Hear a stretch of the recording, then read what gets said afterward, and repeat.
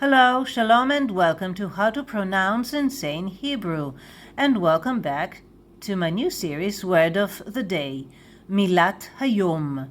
And in this lesson, ring, and in plural, rings.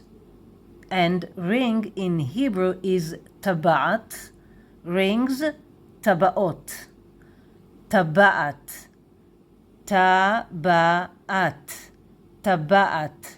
Tabaat, tabaat, and plural, tabaot, tabaot, tabaot, tabaot. If you want to know more about Hebrew alphabet and Niqqud and other stuff, I will put links to those lessons in the description box below, and you can watch my other videos. So until next time, להתראות בקרוב. See you soon.